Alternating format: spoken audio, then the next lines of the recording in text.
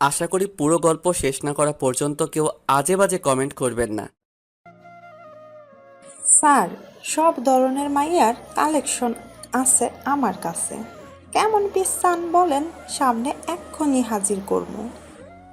বয়স বেশি হওয়া যাবে না, 17-18 হলে বেস্ট। হাইট ফিগার একদম পারফেক্ট হতে হবে, চেহারা নর্মাল হতে হবে, আপনাদের মতো হলে হবে না। আমাগো মতো মানে? আপনাদের চেহারা স্পষ্ট ভেসে ওঠে আপনারা প্রস্টিটিউট।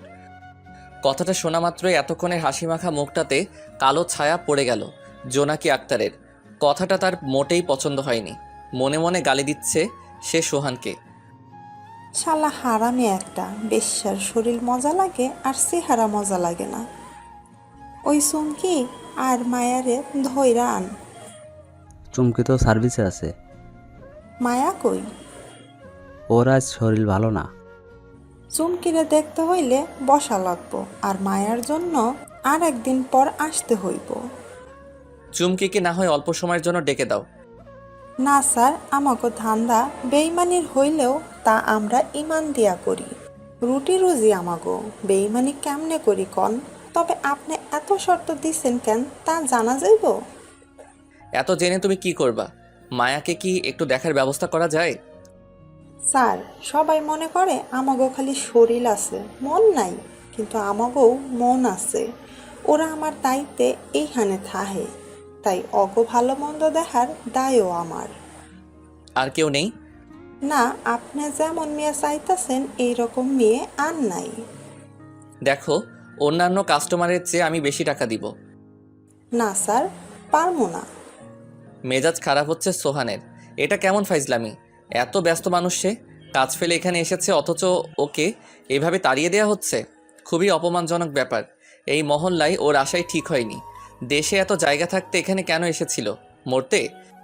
শোনো মহিলা, এই যে এত ভাব নিচ্ছ না, এতটা ভাব নেওয়ার কিছু নেই।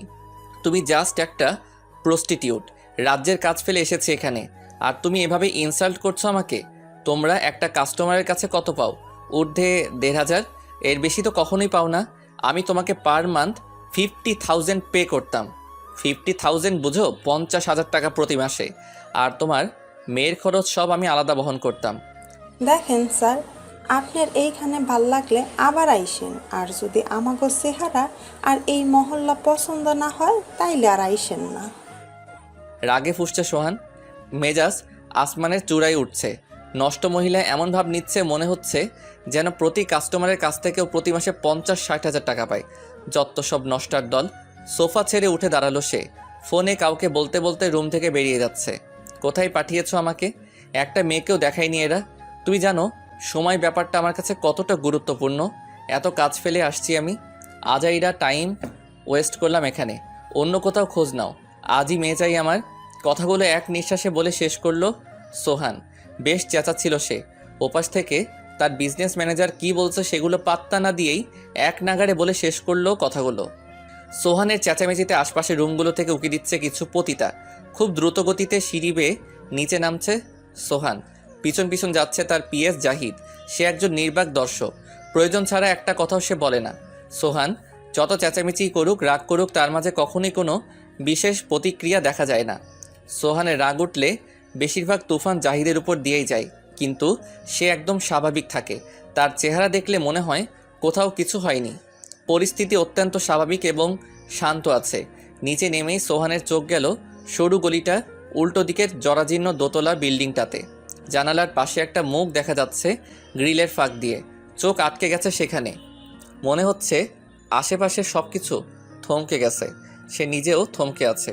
মেয়েটা এতক্ষণ ওর দিকে তাকিয়েছিল। সোহানের ঘোর কাটলো জানালার পাশ থেকে মেয়েটার সরে যাওয়ার পরপরই।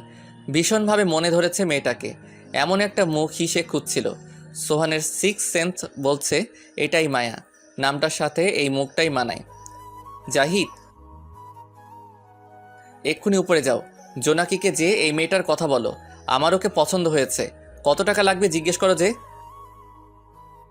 জাহিদ গেছে জোনাকির সাথে কথা বলার উদ্দেশ্যে, আর সোহান যাচ্ছে সেই মেয়েটাকে খুঁজে বের করতে। দোতলায় উঠে সেই রুমে যে দেখে মেয়েটি সেখানে নেই। রুম থেকে বেরিয়ে বাহিরের করিডোরে আশেপাশে চোখ বুলাচ্ছে, কোথাও নেই। কতক্ষণের মধ্যে হাওয়া হয়ে গেল নাকি? লম্বা করিডোর ধরে সামনের দিকে এগিয়ে যাচ্ছে সে। একটা রুমের দরজার পর্দা উঠছিল, পর্দার ফাঁক দিয়ে মেয়েটাকে দেখা যাচ্ছে। কেউ একজন তার চুল আশ্রয় দিচ্ছে। রুমে ঢুকে পড়ল সোহান। চমকে উঠল রুমে থাকা দুজন মানুষ। পা থেকে মাথা পর্যন্ত দেখছে মেয়েটাকে সে। এমন মেয়ে সে খুঁজছিল। আচ্ছা, তুমি কি মায়া? কোনো উত্তর দিচ্ছে না সে। ফ্যালফ্যাল করে তাকিয়ে আছে সোহানের মুখের দিকে। পাশে থাকা মহিলা এগিয়ে এসে বলল, আপনারে কি জোনাকি বাবু পাঠাইছে? স্যার, আমার মায়াটা অসুস্থ, আজকাল সার্ভিস দিতে পারবো না। যেটা জিজ্ঞেস করেছি সেটার উত্তর দাও। এটাই কি মায়া? হ স্যার, কি হয়েছে ওর? 2 দিন ধরে তুমুল জ্বর আইছে স্যার। কাছে এগিয়ে এসে মায়ার কপালে হাত রাখলো সোহান। টেম্পারেচার সত্যি অনেক বেশি। ডক্টর দেখিয়েছো ওকে?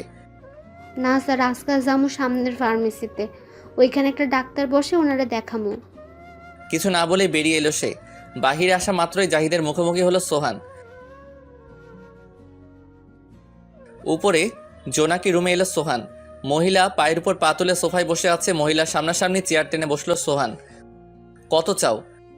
যা কইছেন তাই থাকবো। আমার কিছু শর্ত আছে। কি? ওকে অন্য কেউ ইউজ করতে পারবে না, শুধুমাত্র আমাকে সার্ভিস দিবে। আমি যখন যেখানে ডাকবো সেখানে ওকে পাঠাতে হবে। ঢাকার বাইরে আমি প্রায়ই যাই, দেশের বাইরেও যাই। আমি যেখানে যাব সেখানেও ওকেও নিয়ে যাব। ওর যাবতীয় খরচ আমি চালাবো, আর তোমার টাকা আলাদা দিব। এখন যাও, ওকে রেডি হতে বলো, ওকে নিয়ে বাইরে যাব। স্যার, আজকে মাইয়াডারে সার্ভিসে দিব না, সেমনি অসুস্থ। সুস্থ হইলে যা খুশি কইরেন। ওকে ডক্টর দেখাতে নিয়ে যাচ্ছি, আর আমি টাকা দিচ্ছি। অতএব মুখ বন্ধ রাখো। আমি যা খুশি তাই করব, এখানে তোমার কিছু বলার নেই। টাকাটা তো এখনো পাই নাই। জাহিদ, ওকে আজকে টাকা দেওয়ার ব্যবস্থা করো। অফিসে কাউকে ফোন দিয়ে বলো টাকা নিয়ে আসতে।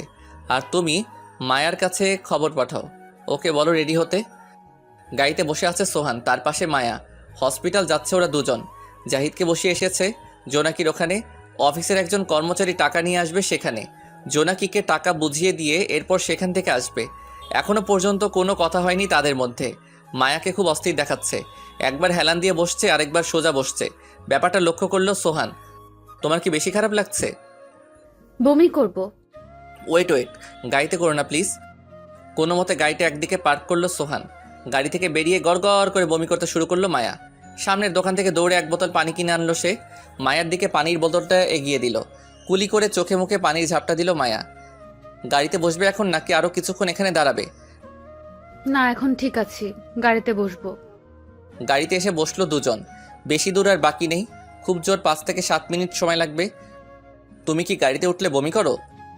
না, জ্বর এসেছে তো, তাই গতকাল থেকে বমি হচ্ছে। 2 দিন হয়ে গেছে, এখনো ডক্টর দেখানো হয়নি কেন? ডক্টরের কাছে যেতে ভালো লাগে না। অসুস্থ শরীর নিয়ে পড়ে থাকতে ভালো লাগে? ভালোই লাগে। কাছ থেকে 3-4 দিন অবসরে থাকা যায়, নিজের মতো করে কয়েকটা দিন কাটানো যায়, আর নয়তো সারা বছর অন্যের পুতুল হয়ে বসে থাকতে হয়। মায়ার কণ্ঠে কিছুটা অভিযোগের আভাস পাচ্ছে সোহান। মায়ার দিকে একবার তাকালো সে। ডক্টরের চেম্বারে বসে আছে দুজন। চোখে চশমা লাগিয়ে সামনে বসে আছে ডাক্তার। নাম কি তোমার মামনি? মায়া। সুন্দর নাম। বয়স কত? 18 বছর 3 মাস। এই ভদ্রলোক কি হন তোমার? জি, উনি ও আমার ওয়াইফ। থতমত খেয়ে গেল মায়া। এটা কি বললো লোকটা? বউ? ডক্টর মাথা তুলে একবার সোহানকে দেখছে, আরেকবার মায়াকে দেখছে। লোকটাকে দেখে তো মনে হচ্ছে ভালোই পয়সাওয়ালা, কিন্তু বউটা সেরকম তো কিছু মনে হচ্ছে না। ড্রেস আপ দেখে তো মনে হচ্ছে নিম্ন মধ্যবিত্ত ঘরের। লোকটা কয়েক সেকেন্ড সেসব ভেবে নিজের মনকে বুঝ দিল এটা বলে, যার যার ব্যক্তিগত ব্যাপার, আমি অত ঘেটে কি করব। তা কি সমস্যা আমু? জ্বর, মাথা ব্যথা, গত রাত থেকে বমি করেছি 4 বার।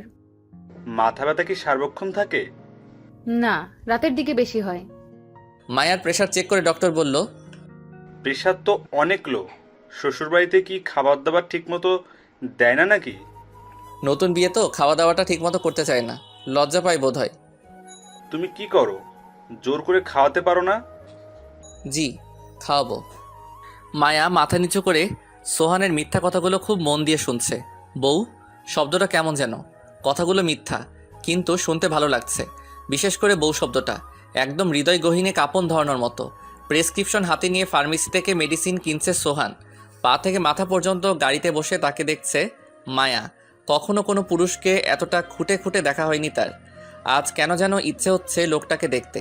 হয়তোবা আজ পর্যন্ত কোনো পুরুষ ওর কপালে হাত রেখে জ্বর মাপেনি, তাই হয়তোবা ওকে কেউ আজ পর্যন্ত বউ ডাকেনি, তাই গাড়িতে এসে বসেছে সোহান। সন্ধ্যা হতে চলেছে। গাড়ি স্টার্ট দিয়ে সে বলতে শুরু করলো, কি খাবে বলো? কিছু না, খেতে ভালো লাগে না, তিতা লাগে সবকিছু। সেটা তো একটু লাগবেই, তাই বলে তো আর খাওয়া অফ করলে চলবে না, জোর করে হলেও খেতে হবে। আপনার যেখানে ভালো লাগে সেখানে চলেন। তুমি কিন্তু এখনো পর্যন্ত আমার নামটা জানতে চাওনি। আমরা কাস্টমারের নাম জিজ্ঞেস করি না। কেন? প্রতিদিন কমপক্ষে 6-7টা কাস্টমার আসে, কতজনের নাম মনে রাখবো, তাই আর জিজ্ঞেস করি না। পুরনো নিয়ম বাদ, এখন থেকে এত কাস্টমার তোমার কাছে যাবে না, শুধুমাত্র আমি যাব। জোনাকির সাথে আমার ডিল হয়েছে, তাছাড়া সম্পর্কটা কিন্তু শুধুমাত্র ব্যবসার মধ্যে আবদ্ধ রাখতে চাচ্ছি না। আমি চাচ্ছি সম্পর্কটা গভীরভাবে তৈরি করতে। সেটা তোমাকে পরে ডিটেলসে বুঝিয়ে বলবো। ঠিক আছে। তুমি এখনো পর্যন্ত আমার নামটা জানতে চাচ্ছ না? কি নাম আপনার? সোহান, তুমি কিন্তু বেশ শুদ্ধ করে কথা বলো। তোমার ওখানে এত শুদ্ধ করে কেউ কথা বলে না। তুমি কোথা থেকে শিখলে? পূর্ণিমার কাছ থেকে। পূর্ণিমাকে? বাংলা ছবির নায়িকা। অট্টহাসি হাসছে সোহান। এভাবে অহেতুক হাসার কোনো মানে খুঁজে পাচ্ছে না মায়া। মুখটা কালো হয়ে যাচ্ছে তার। পূর্ণিমা তার খুব প্রিয়। প্রিয় লোককে নিয়ে কেউ হাসাহাসি করলে মায়ার কষ্ট হয়, এখনো হচ্ছে। মুখটা অন্যদিকে ঘুরিয়ে ফেললো ও। কি ব্যাপার, মুড অফ করে ফেললে যে? এমনি। তোমার পূর্ণিমাকে নিয়ে হেসেছি বলে? ও আমার পছন্দের মানুষ খুব। ওকে সরি, আর কখনো বলবো না, ঠিক আছে? রেস্টুরেন্টের বাহিরে গাড়ি থেমেছে। মামাকে গাড়ি থেকে নামতে বলল সোহান। গাড়ি থেকে নেমে আশেপাশে তাকাচ্ছে মায়া। মেয়েগুলো কত স্মার্ট, ওর সাথে এই মেয়েগুলো কোনো দিক দিয়েই যাচ্ছে না। খুব সাদাসিধে জামা পরে আছে ও, একটু সাজগোজ নেই, বড্ড বেমানান লাগছে ওকে। কি হলো, দাঁড়িয়ে আছো কেন? ও ভেতরে যাবে কিনা বুঝে পাচ্ছে না। সোহান ওর মুখ দেখে বুঝে গেছে ওর ভিতরে কি চলছে। তুমি অনেক বেশি সুন্দর, এখন চলো ভিতরে। রেস্টুরেন্টের ভিতরে মুখোমুখি বসে আছে দুজন। কিছুক্ষণ আগেই ওয়েটার খাবার দিয়ে গেছে। সোহান লক্ষ্য করছে মায়া কাঁটা চামচ ছুরি দিয়ে ঠিকমতো খেতে পারছে না। ওপাশ থেকে চেয়ার ছেড়ে এপাশে চেয়ারে এসে বসলো সোহান। মায়ার হাত থেকে চামচ নিজের হাতে নিয়ে খাইয়ে দিচ্ছে মায়াকে। কখনো এভাবে যত্ন আত্মি পায়নি সে, এই প্রথমবার এতটা যত্ন আত্মি পাচ্ছে। আবেগটা একটু একটু উকি দিচ্ছে, যদিও বা মাত্র কয়েক ঘন্টার পরিচয়, এমন আবেগ উকি দেওয়ার কথা না, তবু দিচ্ছে। মানুষটাকে জানতে ইচ্ছে হচ্ছে, নিজের মনের সমস্ত অপ্রকাশিত কথাগুলো, ইচ্ছেগুলো জানাতে ইচ্ছে হচ্ছে। এভাবে তাকিয়ে আছো কেন, কিছু বলতে চাও? বলো, কি বলবে? আমি কে সেটা তো আপনি ভালো করেই জানেন, তাহলে এত যত্ন নিচ্ছেন কেন? তোমার পছন্দ হচ্ছে না? সেটা বলিনি, পছন্দ অবশ্যই হচ্ছে। যেহেতু পছন্দ হচ্ছে সেহেতু চুপচাপ যত্ন উপভোগ করো। এত কেন কেন করছো কেন? আপনার রাগ বেশি, তাই না? না, আমি যথেষ্ট ঠান্ডা মানুষ। তাহলে আমার সামান্য প্রশ্নে রেগে গেলেন কেন? আমি এমনই। তার মানে আপনি রাগী? তুমি অনেক কথা বলো। না, কিন্তু আজকে আপনার সাথে কথা বলতে ইচ্ছে হচ্ছে। তাই? পছন্দ হয়েছে আমাকে? পছন্দ হয়েছে। আপনার রাগটাকেও ভীষণ ভালো লেগেছে। বাহ, তাহলে তো সোনাই সোহাগা। হাজার ধমকালেও পালাবে না। জানো, জাহিদকে অনেক বকা দেই, বেচারা একটা টু শব্দ করে না। জাহিদ কে? ওই যে একটা ছেলেকে দেখলে না আমার সাথে, ওইটাই জাহিদ। আপনার বয়স কত? 30। আপনার তো বিয়ের বয়স হয়েছে, বিয়ে না করে আমার মতো মেয়ের পেছনে কেন ছুটছেন? বিয়ে করলে বুঝি পুরুষ মানুষরা তোমাদের পিছে ছুটে না? ছুটে, তবে বিয়ের 5-6 বছর পর সংসার করতে করতে তিতা হয়ে যায়, তখন আমাদের কাছে আসে। আর কতগুলো থাকে জাত লুচ্চা, ওগুলো বিয়ের পর দিনই চলে আসে আমাদের কাছে। আমি জাত লুচ্চা না, একজনকে নিয়ে থাকতেই পছন্দ করি, আর সংসার করে মনটাকে বিষিয়ে তুলতে চাই না, তাই তোমার কাছে আসা। সবাই তো খারাপ হয় না। ম্যাক্সিমাম মেয়ে মানুষই এমন তেনা পেঁচানো টাইপের হয়। 3 জনই সাথে প্রেম করেছি, তিনোটাই একই স্বভাবের ছিল। অহেতুক ঘ্যানর ঘ্যানর করো তো, কিছু থেকে কিছু হলেই ব্রেকআপ করবো, সুইসাইড করবো, হাত কাটবো। উফ, কি যে পেইন দিত মেয়েগুলো। আপনি না একটু আগে বললেন একজনকে নিয়েই থাকতে পছন্দ করেন, তাহলে 3 জন আসলো কেমন করে? একসাথে তো 3 জনের সাথে প্রেম করিনি। যখন যার সাথে প্রেম করেছি তখন তাকে নিয়েই পড়ে থেকেছি, অন্য কোথাও নজর দেইনি। আমি যথেষ্ট লয়াল পারসন। প্রতিটা প্রেমের ইতি টানার পর নতুন প্রেমে জড়ানোর আগে 6 মাস করে সময় নিয়েছি। সময় কেন নিয়েছেন?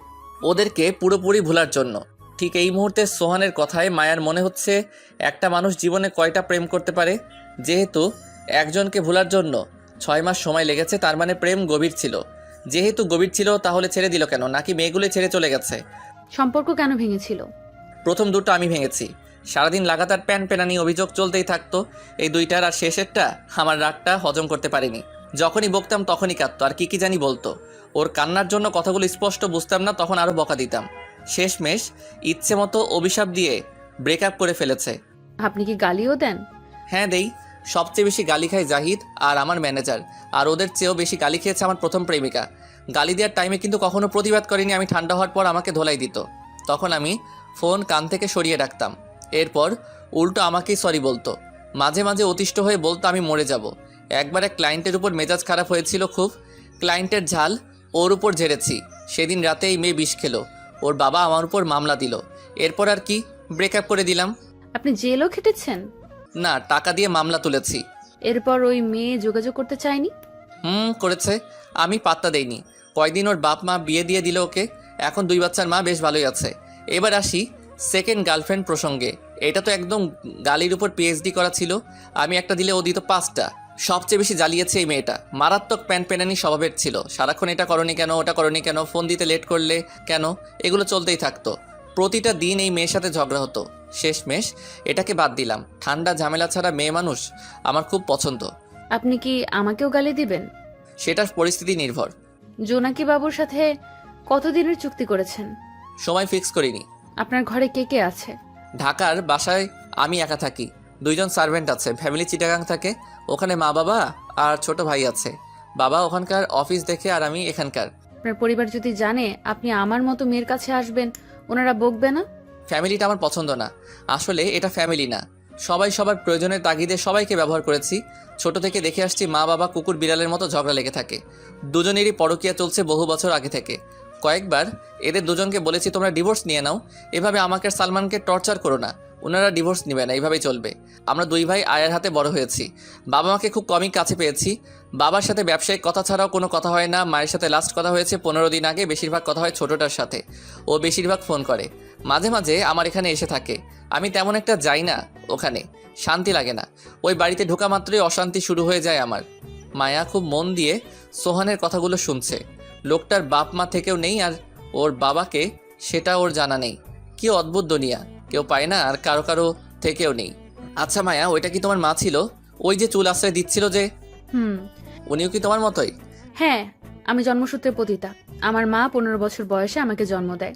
চেয়েছিল ওখান থেকে আমাকে নিয়ে পালিয়ে যাবে, পারেনি। আম্মার ডিমান্ড ছিল বেশি। আম্মাকে ওনারা ছাড়েনি। ক্লাস 8ম পর্যন্ত পড়েছি। এরপর আমাকেও এই কাজে নামিয়ে দিল।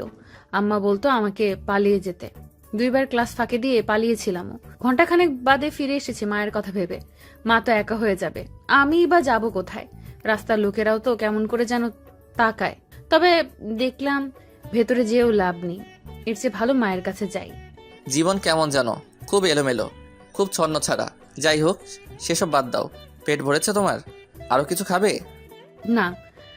চলো আমার বাসায় যাবে। আমার তো শরীরটা ভালো না আজই। আমি সেসব কিছু করব না। তুমি তোমার মতো থাকবে। শোনো, সুস্থ হওয়ার জন্য ভালো একটা পরিবেশ দরকার। ওটা তোমার ওখানে নেই। সুস্থ হলে তুমি চলে যেও, আবার আমার এখানেও থাকতে পারো। যাবে আমার সাথে? আমাকে বিশ্বাস করতে পারো। যাব। সোহানের বাসার ড্রয়িং রুমে বসে আছে মায়া। পাশে 10-12টা শপিং ব্যাগ। এসবগুলো শপিং মায়ার জন্য করেছে সোহান। রেস্টুরেন্ট থেকে ফেরার পথে মার্কেট হয়ে এসেছে দুজন। নিজেকে বেশ সুস্থ মনে হচ্ছে মায়া। মন ভালো থাকলে শরীরটাও ভালো লাগে, সেটা আবারও প্রমাণিত হলো। বাসার কাজের লোক দুটো মায়াকে আর চোখে দেখছে। এর আগেও তারা এ বাসায় একজন মেয়েকে প্রায় আসতে দেখত। মেয়ে আসতো, রাতে থাকতো, পরদিন সকালে চলে যেত। আবার কখনো 2-3 দিন এখানে থেকে তারপর যেত। সোহান এতক্ষণ ফোনে কথা বলছিল। কলটা কেটে চলে এলো মায়ের মুখোমুখি। কি ব্যাপার, বসে আছো যে? এখনো ফ্রেশ হচ্ছ না? বাথরুমটা কোন দিকে? ও, আমার সাথে এসো। বাসায় পরার জন্য কিছু প্লাজো, গেঞ্জি আর স্কার্ট কিনে দিয়েছে সোহান ওকে। ব্যাগ থেকে একটা গেঞ্জি আর স্কার্ট হাতে নিয়ে সোহানের পিছু পিছু যাচ্ছে মায়া। একটা রুমে এসে লাইট জ্বালালো সোহান। সুন্দর সাজানো গোছানো একটা রুম। রুমে এসে আঙ্গুল দিয়ে ওয়াশরুমটা দেখে সোহান বলল, ওটা ওয়াশরুম। ফেস ওয়াশ, সাবান সব রাখা আছে। গিয়ে ফ্রেশ হয়ে এসো যাও। আমি এই রুমে আছি, কিছু লাগলে আমাকে বলো। মায়া কিছু না বলে ওয়াশরুমে চলে গেল। জাহিদের নাম্বারে ডায়াল করলো সোহান। জোনাকিকে বলেছো মায়া যে আমার এখানে থাকবে 3-4 দিন? ঝামেলা করেনি তো? রাতে খেয়েছো? তোমার ফ্যামিলিতে কে কে যেন আছে? যাও ওদের নিয়ে বাইরে থেকে খেয়ে এসো। আজকে তোমার টাকা দিয়ে বিল পে করো, কাল আমি তোমাকে টাকা দিয়ে দিব। যাও তো, কথা বাড়িও না।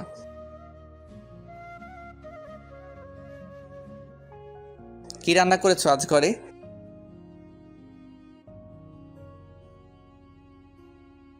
ও, তোমার প্রিয় খাবার রান্না হয়েছে আজ? আমি সবই খেয়াল করি জাহিদ, তুমি আমার সাথে প্রতিদিন 8-9 ঘন্টা কাটাও, তোমার পছন্দ অপছন্দ লক্ষ্য করাটাই স্বাভাবিক। আচ্ছা, কালই যেও, এখন রাখি। ফোনটা রেখে বিছানায় হেলান দিয়ে বসে আছে সোহান। মিনিট 10 পরে বেরিয়ে গেল মায়া। ওই খুব ফ্রেশ দেখাচ্ছে। এর আগে স্কার্ট সে কখনো পরেনি। আজকে প্রথম নিজের কাছে উদ্ভট লাগছে নিজেকে। মনে হচ্ছে লুঙ্গি পরেছে। জ্বরটা কি এখন আছে মায়া? না, তেমন নেই, সহ্য করার মতো। এই শামীম, ড্রয়িং রুম থেকে মেডিসিনের প্যাকেটটা দিয়ে যাও তো। মায়া, তুমি বসো এখানে। খাটের একপাশে জানালার দিকে পিঠ থেকেই বসলো মায়া। বাইরে থেকে বাতাস এসে ওর ঘাড়ে পিঠে লাগছে। পেছনের চুলগুলো বাতাসে উড়ে বার সামনের দিকে এলোমেলো হয়ে আসছে। কাজের লোক শামীম এসে মেডিসিনের প্যাকেটটা দিয়ে গেল, সে সাথে 1 বোতল পানি। প্রেসক্রিপশন থেকে ট্যাবলেট বের করে দিচ্ছে সোহান। মায়ের দিকে মেডিসিন আর পানির বোতল এগিয়ে দিয়ে বলল, খাও। মেডিসিন খেয়ে পানির বোতলটা সোহানের দিকে এগিয়ে দিল মায়া। চুলগুলো খোপা করতে যাচ্ছিল, ঠিক সে সময় সোহান বলল, উঠতে দাও মায়া, দেখতে ভালো লাগছে। আপনাকে যত দেখছি তত অবাক হচ্ছি। খুব রহস্যময় লাগছে আপনাকে। এতটা যত্ন পাওয়ার অধিকার আমার নেই, তবু দিচ্ছে কেন বলুন তো? আসো, পুরো ব্যাপারটা ক্লিয়ার করি। চাইলে আমি অন্য 10টা কাস্টমারের মতো ব্যবহার তোমার সাথে করতে পারতাম। সেটা হতো শুধুমাত্র শারীরিক চাহিদা মেটানোর জন্য। মানসিক চাহিদা মিটত না। সারাদিন নানান কাজে ব্যস্ত থাকি। আমার ইচ্ছে হয় ব্যস্ততার মাঝেও কারোর সাথে মন খুলে 2 মিনিট কথা বলি, কেউ আমাকে ফোন করে খোঁজ খবর নিক, আমি ভালো আছি কি না, আমার মনটা ভালো আছে কি না সেসব খোঁজ করুক, আমার খুঁটিনাটি সমস্ত বিষয়গুলো খেয়াল করুক। দিন শেষে কারোর সাথে কথা বলে আমার সারাদিনের মানসিক ক্লান্তিটা মিটাই। শরীরের চাহিদা টাকা দিলেই মিটে, মনের খোরাক টাকায় মিলে না। এবার আসি তোমাকে কেন সিলেক্ট করলাম সেই প্রসঙ্গে। প্রথমটা ফিনান্সিয়ালি আমার স্ট্যাটাসের ছিল, একদম খাপে খাপ মিলে, কিন্তু প্রেম করে বিশেষ শান্তি পাইনি, মনের খোরাক মিটেনি। দ্বিতীয়টা ছিল মিডল ক্লাস, আস্ত একটা জাদরেল ছিল ওইটা, সেখানে শান্তি পাওয়ার কোনো প্রশ্নই আসে না। আর 3 নম্বরটা আমাকে বুঝতো না, বলতাম একটা বুঝতো আরেকটা, সেটা ছিল নিম্ন মধ্যবিত্ত পরিবারের, সেখানেও শান্তি পাইনি। সব ক্লাসের মেয়েদের সাথে প্রেম করে দেখেছি, সুবিধা করতে পারিনি। শেষমেশ তোমাদের পাড়ায় যাওয়ার সিদ্ধান্ত নিয়েছি। কেন জানো? তোমাদের মেন্টালিটি একটু অন্যরকম। তোমরা সহজে কঠিন ব্যাপার হজম করতে পারো। তোমাদের কাছে প্রতিদিন কমপক্ষে 7-8টা কাস্টমার আসে, এক এক কাস্টমার এক এক রকম, কাউকে তোমাদের পছন্দ হয় আর কাউকে হয় না, তবু তাদের শুয়ে পড়ো তোমরা। ব্যাপারটা যথেষ্ট ধৈর্যের। চাইলে যার তার সাথে শুয়ে পড়া যায় না, যাকে ভালো লাগে না তার সাথে ইন্টিমেট হওয়াটা খুবই পীড়াদায়ক কাজ। তোমরা কাজটা বেশ হাসি মুখে সামাল দাও। তাছাড়া প্রতিদিন 7-8 জনের সাথে ইন্টিমেট হওয়াটা কোনো মুখের কথা না, যথেষ্ট কষ্টের কাজ, তবু তোমরা করো। যেই মেয়ে হাসি মুখে এই কঠিন ব্যাপারগুলো সামাল দিতে জানে, সে আরও অনেক কিছুই সামাল দিতে পারবে। একজন পুরুষের মনের খোরাক হাসি মুখে মেটানো তাদের পক্ষে কোনো ব্যাপার না। তুমি যেমন ভালোবাসার কাঙাল, তেমনি আমিও। তুমি এখানে একদম আমার বউয়ের মতো করেই থাকবে। ধরে নাও এটা তোমার সংসার। তুমি জাস্ট আমার ছোট বড় সমস্ত ব্যাপারগুলো, ভালো লাগা মন্দ লাগাগুলোকে দেখবে। আর প্লিজ কখনো কোনো বিষয় নিয়ে প্যান করতে পারবে না। আমি হাজার বকা দিলেও কখনো আমার সাথে রাগ করতে পারবে না। তুমি কি রাজি? মায়ের কাছে এই কথাগুলো এলোমেলো লাগছে। শুরুর দিকে সব ঠিকই লাগছিল, যখন শুনলো তুমি আমার বউয়ের মতো থাকবে, এটা তোমার সংসার, এরপর থেকে সব তালগোল পাকিয়ে যাচ্ছে। এতটাও কি পাওয়ার যোগ্যতা সে রাখে? হতে পারে সে মিথ্যে বউ, মিথ্যে সংসার, তবুও অনুভূতিটা সত্যিকারের মনে হচ্ছে। শুধুমাত্র মনের খোরাক মেটানোর বিনিময়ে এত কিছু করছে লোকটা। মনের খোরাকের এত মূল্য। কান্না পাচ্ছে মায়ার। কেন পাচ্ছে সেটা সে জানে না। জ্বরটাও আবার পাচ্ছে, বোধহয় খুশিতে জ্বর বেড়ে যাচ্ছে। মানুষটাকে একবার ছুঁয়ে দেখতে ইচ্ছে করছে। বড্ড দ্বিধা দ্বন্দ্বে ভুগছে মায়া। সে কি একবার মানুষের হাত ধরে আবদার করবে? একটাবার চোখে মুখে আলতো করে ছুঁয়ে দেখতে চাইবে? সোহানের দিকে এগিয়ে এসে বসলো মায়া। 7-5 ভাবতে ভাবতে বলেই ফেললো, আমি আপনার হাতটা একটু ধরি। সোহান মুচকি হেসে হাত বাড়িয়ে মায়ের হাতটা ধরলো। হাত প্রচণ্ড রকমের গরম ছিল মায়ের। সোহান টের পাচ্ছে মায়ার জ্বরটা আবার বেড়েছে। কপালে হাত রেখে দেখলো সত্যি জ্বর বেড়ে গেছে। মায়া, তোমার তো জ্বর আবার বাড়ছে, তুমি শুয়ে পড়ো আর রাত জেগো না। আপনি আমার হাতটা একটু ধরে রাখবেন প্লিজ। আমি ঘুমিয়ে গেলে আপনি হাতটা ছেড়ে দিয়েন। আপনাকে সারা রাত এখানে বসতে হবে না। ঠিক আছে, আমি আছি, তোমার হাত ছাড়বো না, তুমি ঘুমাও। না না, সারা রাত ধরে রাখতে হবে না, আপনি ঘুমান। হয়েছে, থামো, আমি বুঝেছি। এখন চোখ বন্ধ করো তো। সোহান এক হাতে মায়ের হাত ধরে রেখেছে, আর এক হাতে ফেসবুকিং করছে। মায়ের দু চোখ প্রচণ্ড রকমের ঘুম ভর করেছে। বহু বছর এমন চোখ জড়ানো ঘুম পাচ্ছে তার।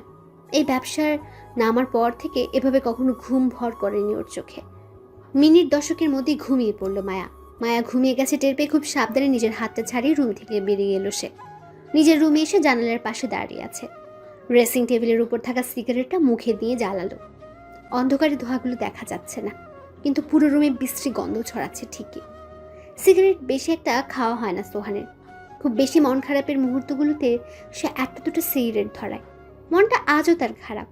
আজ তার 30তম জন্মদিন ছিল। কেউ তাকে জন্মদিনের শুভেচ্ছা জানায়নি, শুধুমাত্র সালমান ছাড়া। যারা জন্ম দিয়েছে তাদেরও বড় ছেলের জন্মদিন মনে নেই। ফেসবুকে তার আসল জন্ম তারিখটা দেয়া নেই, যেটা আছে সেটা হচ্ছে ভুয়া। আত্মীয় বন্ধুরা নোটিফিকেশন পেয়ে সে মিথ্যে দিনই তাকে শুভেচ্ছা জানায়, খুব আন্তরিকতার সাথে। সব মিথ্যে, আত্মীয় বন্ধুরা মিথ্যে, জন্মদিনটাও মিথ্যে, তাদের আন্তরিকতাগুলোও মিথ্যে। সবাই সোহানের সত্যিকারের জন্মদিন ভুলে গেছে, কেউ মনে রাখেনি, মনে রাখার প্রয়োজনটা বোধ করে না। গভীর ভালো সম্পর্ক কার সাথে আছে তার মনে পড়ছে না কারো নাম। প্রাণপণ চেষ্টা চালাচ্ছে সোহান। কে আছে তার এমন প্রাণের বান্ধব যে তাকে মন থেকে পছন্দ করে?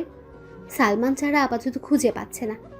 অন্য 10টা মানুষের মতো তারও খুব ইচ্ছে হয় কেউ রাত 12টা 1 মিনিটে অনেকগুলো ফুল চকলেট হাতে নিয়ে ওর দরজায় কলিং বেল চাপুক। এরপর সে এসে দরজা খুলে দেখবে কেউ একজন হাসি মুখে ফুল চকলেটগুলো ওর দিকে এগিয়ে দিয়ে বলবে, happy birthday Sohan, many many happy Returns of the day. এরপর সে চোখে মুখে একরাশ খুশি এবং বিস্ময় নিয়ে সামনে দাঁড়িয়ে থাকা মানুষটাকে থ্যাঙ্কস জানাবে। এই স্বপ্নটা স্বপ্নই রয়ে গেছে তার, আজ অবধি বাস্তবায়ন হয়নি। 3 জন প্রেমিকার একজনও কখনোই 12টা 1 মিনিটে তাকে উইশ করেনি। বরাবরই তারা 10-15 মিনিট লেট ছিল। এই নিয়ে সোহানের ক্ষোভে শেষ ছিল না। এ ক্ষোভে সে কোনো প্রেমিকার সাথে তার জন্মদিনে দেখা করতো না। আজ সেদে সেদে একজনের কাছ থেকে জন্মদিনের শুভেচ্ছা নিতে ইচ্ছে হচ্ছে। মানুষটা হচ্ছে মায়া। জন্মদিনটা এখনো শেষ হয়নি, এখনো আধা ঘন্টা সময় আছে। সোহানের মনে হচ্ছে ইচ্ছেটা পূরণ করা উচিত। হাতে থাকা সিগারেটটা ফেলে দিয়ে মায়ার রুমে গেল সোহান। বেগুড়ে ঘুম ঘুমাচ্ছে মায়া। সবুজ রঙের ডিম লাইটে ওর মুখটা স্পষ্ট দেখা যাচ্ছে।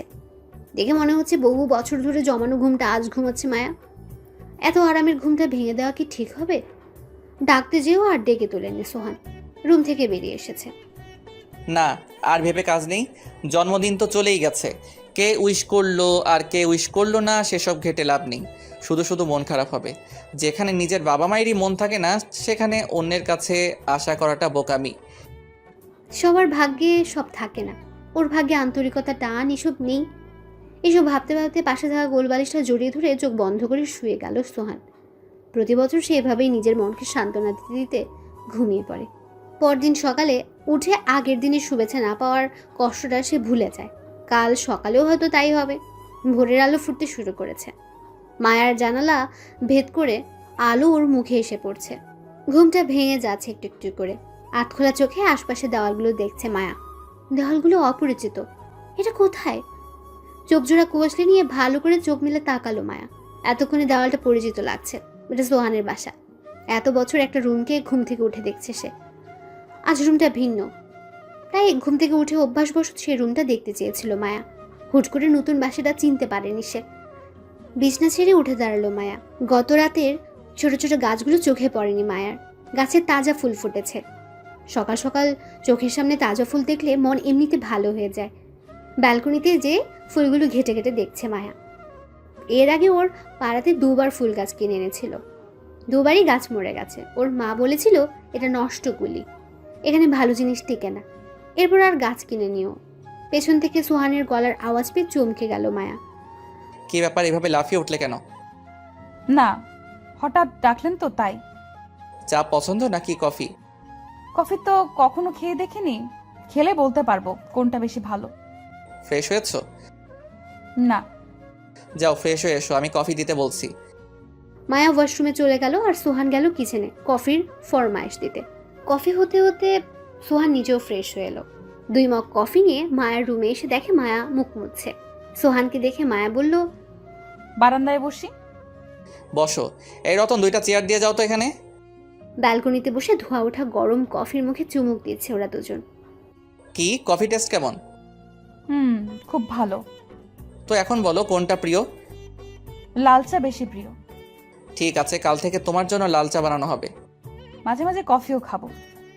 ঠিক আছে, এখন শোনো, আমি যাচ্ছিলাম তোমাকে উন্মুক্ত স্কুলে ভর্তি করাবো। আমি চাচ্ছি পড়াশোনাটা আবার কন্টিনিউ করো তুমি।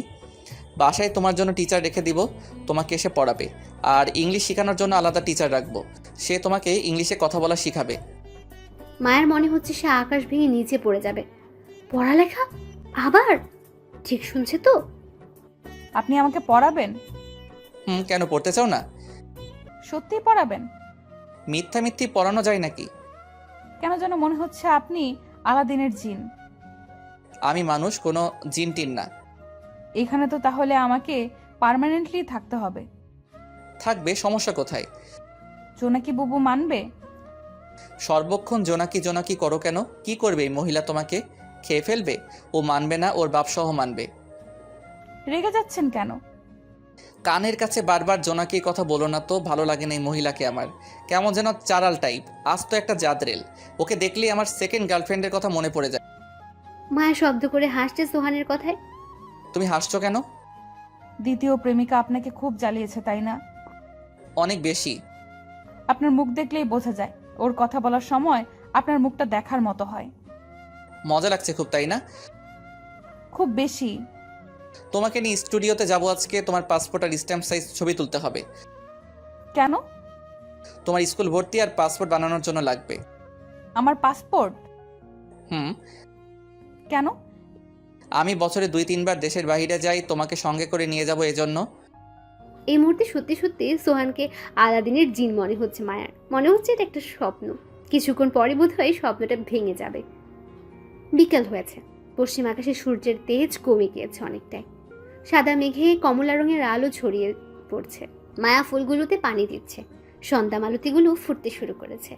আজ সকালে সোহান ওর হাতে একটা ফোন দিয়েছে। ফোনটা সোহানের আলমারিতে পড়েছিল। দুপুরের দিকে ড্রাইভারকে দিয়ে সিম কার্ড পাঠিয়েছে। মায়ের সাথে অনেকক্ষণ কথা বলেছে ও। মা খুব খুশি।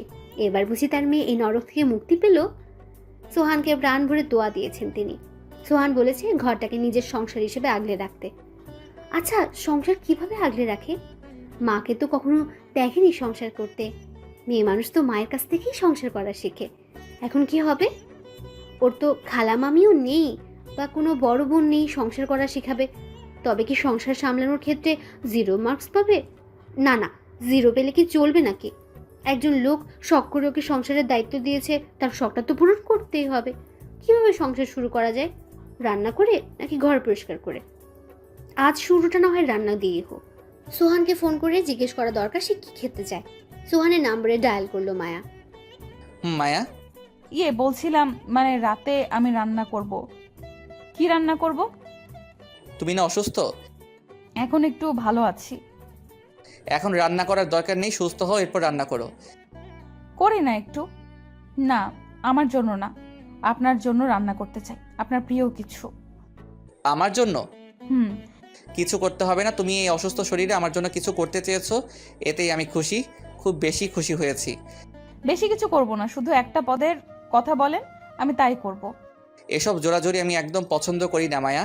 কাজ করছি, আজাইরা পেঁচাল বন্ধ করো যত সব। রাগ করে ফোনটা কেটে দিল সোহান। কি হলো কিছুই বুঝলো না মায়া। পুরো ব্যাপারটা মাথার উপর দিয়ে গেল তার। মাত্রই না বললো খুব খুশি হয়েছে, তাহলে এমন রাগ দেখালো কেন? একটু কষ্ট পেল মায়া। তার কি দোষ? লোকটাই তো বললো এটা কি নিজের সংসার ভাবতে। হতে পারে ব্যস্ত, তাই হয়তো এমনটা করলো। জোনাকির মুখোমুখি বসে আছে মায়ার মা বিউটি। জোনাকি পান চেপাচ্ছে আর বিউটির সাথে কথা বলছে। তোর মাইয়ার তো কপাল খুইলা গেছে রে বিউটি। হ বুবু। বেটার হাব ভাবে তো লাগতেছে তোর মাইয়ারে একেবারে তার কাছে রাইখা দিব। বিয়া শাদি করবো নাকি, জানোস কিছু? না, তেমন কিছু তো কইলো না। কেন জানি মনে হইতাছে তুই জানোস, যাই না না জানার ভান করতেছস। ছি বুবু, কি কন? সত্যি জানি না আমি। বুবু, কিরে কুসুম, এমনি হাঁপাইতেছস কেন? কাজলের ব্যথা উঠছে, ডাক্তার লাগবো। এ ডাক্তার লাগবো, ডাক্তার খরচ দিব কেডা? তোর বাপে? আজকে 7 মাস ধইরা কাজলের ইনকাম বন্ধ, ওরে উল্টা খাওয়াইতে হইতেছে। ওই বিউটি যা তো কাজলের কাছে। আর কুসুম, তুই ফখরুল রে গিয়া কইবি ডাইরেক্ট খবর দিতে। আর বিউটি শোন, যদি মাইয়া হয় সোজা আমার কাছে নিয়ে আসবি, আর যদি পোলা হয় এতিমখানায় দিয়ে আসতে পারবি। বুবু, মাস দুয়েক মার কাছে থাকতে দেন। দুধের বাচ্চারা মা ছাড়া কেমনে থাকবো? ইস, পিরিত কত! এত পিরিত কই পাস বিউটি? বাচ্চা একটার লগে ঝুলাইয়া রাখলে কি বেটারা ওর কাছে যাইব নাকি? মাইয়া হইলে না হয় ছাড় দন যায়, পোলা হইলে এক চুলো ছাড় দিব না আমি। ওর পোলার লাইকা কি আমি আমার ধান্দা লাটে উঠামো? বেহুদা কথা বাড়াইস না তো, যা কাজলের কাছে যা। বিউটি দৌড়ে গেল কাজলের রুমে। ব্যথায় কৌকাচ্ছে সে। বিউটি পাশে বসতেই হাত চেপে ধরলো কাজল। বুবু শোনো। কিরে বোন, আমার যদি মাইয়া হয় তুমি যেমন পারো আমার মাইয়ারের এখান থেকে সরাইয়া ফেলাইবা। ওরা কেউ জানার আগে কামটা সারতে হইব। কেমনি সরামো? ফখরুল রে দেখোস না, কারো বাচ্চা হইতে নিলে দরজার বাইরে কেমন খাড়াইয়া থাকে। তাহলে বুবু বাচ্চারে লবণ খাইয়া মাইরা ফেলাইও। আমি চাই না আমার মাইয়াটা এখানে পইচা মরুক। এখানে পইচা মরার চেয়ে একবারে মইরা যাওয়াই ভালো। কি কস পাগল ছাগলের মতো? ঠিক কইতাছি বই, নিজে এতকাল পইচা মরছি, তুমি বুঝো না পইচা মরার কষ্ট কি?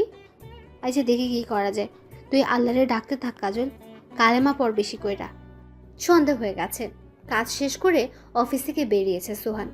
গাড়িতে উঠে হোশ হলো মায়ের কথা। ব্যবহারটা কি বেশি খারাপ হয়ে গেল? ভালো কথাই জানতে চেয়েছিল মেয়েটা, রাগ না দেখালেও চলতো। এত রাগ সোহানের আসে কোথা থেকে সেটা সে নিজেও বুঝে না। বাসায় এসে পৌঁছেছে সোহান। ড্রয়িং রুমে বসে টিভি দেখছে মায়া। ঘরে ঢুকে মায়ের কপালে হাত দিয়ে দেখলো কপালে জ্বর আছে কিনা। না, টেম্পারেচার তেমন নেই, হালকা আছে, সম্ভবত 100 ডিগ্রি হবে। মায়া, জি। যাও চুল বেঁধে আসো, আমি ফ্রেশ আসছি, একসাথে রান্না করব। আপনি রান্না করবেন? আমি একটা মেয়ে মানুষের চেয়ে ভালো রাখতে পারি। এখন যাও, ভালো মতো চুলটা খোপা করবে, রান্নায় যাতে চুল না পড়ে। খাবার চুল দেখলে আমার মেজাজে বিগড়ে যায়। জি, যাচ্ছি। মায়ের খুশি খুশি লাগছে। খুব দ্রুত চুলটা আটসাট করে বেঁধে কিচেনে চলে এসেছে সে। লোকটা রাগী হতে পারে কিন্তু ভালো, অনেক ভালো। খুব পছন্দ হয়েছে লোকটাকে মায়ার। এমন মানুষকে মনের সবটুকু দিয়ে ভালোবাসা যায়, কিন্তু মায়ার ভালোবাসতে বারণ। সে যে নষ্টগুলির মেয়ে, ওই পাড়ার মেয়েদের শুধু ব্যবসা করাই মানায়, ভালোবাসা ব্যাপারটা তাদের সাথে যায় না। চলে এসেছো? জি। কি রান্না করতে চাও? আপনার কি পছন্দ? আমার তো কত কিছুই পছন্দ, তুমি কোনটা ভালো রাখতে পারো সেটা বলো। আমি ডাল ভুনা করতে পারি, আলু ভর্তা, ডিম ভাজি আর মাছ ভুনা করতে পারি। ব্যাস এতটুকুই? আর কিছু পারি না। জাস্ট এই কয়টা মেনু পারো? আর তুমি আমাকে জিজ্ঞেস করছো কি খেতে চাই আমি? যদি বলতাম আমি মোরগ পোলাও খাবো তখন তুমি কি করতে? শামীম ভাইয়ের কাছ থেকে শিখে নিতাম। ওর মোরগ পোলাও জঘন্য হয়। আল্লাহ বাঁচিয়েছে আমি তোমাকে তখন রাত্রে না করেছি, আর নয়তো ওই মোরগ পোলাও আমাকে গিলতে হতো। তাহলে এখন কি করব? কি আবার করবে, আমি তোমাকে শিখাবো। যাও ডিপ থেকে মুরগি নিয়ে আসো, মুরগি নরম হতে হতে পেঁয়াজ কেটে চাল ধুয়ে রেডি করি। মাথার বা পাশে চিনচিনে ব্যথা করছে মায়ার। মাথা ব্যথাটা বোধহয় শুরু হচ্ছে, কিন্তু সেদিকে পাত্তা দেওয়ার তিল পরিমাণ শখ নেই মায়ার। সে রান্না শিখতে চায় সোহানের কাছ থেকে। ভালো একটা মানুষের পাশে দাঁড়িয়ে কিছুক্ষণ সময় কাটাতে চায়। ভালোবাসতে বারণ, কিন্তু পাশে দাঁড়াতে তো বারণ নেই। পেঁয়াজ কাটছে সোহান, পাশে দাঁড়িয়ে মায়া শশা ছিলছে। আচ্ছা, কখনো কাউকে ভালো লাগেনি তোমার? না, সবাই এক ধাঁচের ছিল, কিন্তু হুট করে একজনকে ভালো লাগতে শুরু করেছে। আমাকে মনে হয় ভালো লাগার মানুষটা নিঃসন্দেহে আমি, সেটা তোমার মুখ দেখেই বোঝা যায়। এবং সেটা আমি গত রাতে টের পেয়েছি যখন তুমি আমাকে বলেছো আমার হাত ধরে তুমি ঘুমাতে চাও। কারো হাত ধরে ঘুমানোর অর্থ জানো? অর্থটা হচ্ছে পাশের মানুষের মধ্যে তুমি নির্ভরতা খুঁজে পাচ্ছ। সোহান মায়ের প্লেটে খাবার বেড়ে দিচ্ছে। খুব সুন্দর ঘ্রাণ বেরোচ্ছে খাবার থেকে। মায়া, নাও শুরু করো। আপনি খাবেন না? হ্যাঁ খাবো তো, এই যে আমার প্লেটে খাবার বাড়ছি। প্রথম লোকমা মুখে তুলে 3-4 সেকেন্ড থমকেছিল মায়া। কি ব্যাপার, খাবার মুখে নিয়ে বসে আছো কেন? অসম্ভব ভালো হয়েছে। তোমাকে বলেছিলাম না আমি একটা মেয়ে মানুষের চেয়েও বেশি বেশি ভালো রাখতে পারি। তাই তো দেখছি। নেক্সট উইক তুমি রান্না করে খাওয়াবে। আমি জাস্ট তোমাকে এটা সেটা এগিয়ে দিয়ে হেল্প করব, কিন্তু রেসিপিটি বলবো না। ঠিক আছে। কাল থেকে প্রতিদিন তোমাকে একটা দুটো করে রান্না শিখাবো। আপনি ব্যস্ত মানুষ, আপনার কি সময় হবে রান্না শেখানোর? এসব আমি তোমার জন্য না, যতটুকু করছি তার চেয়ে বেশি করছি আমার নিজের জন্য। আমি মানুষটা খুব একা, তোমার সাথে সময় কাটাতে পারলে আমার ভালো লাগবে।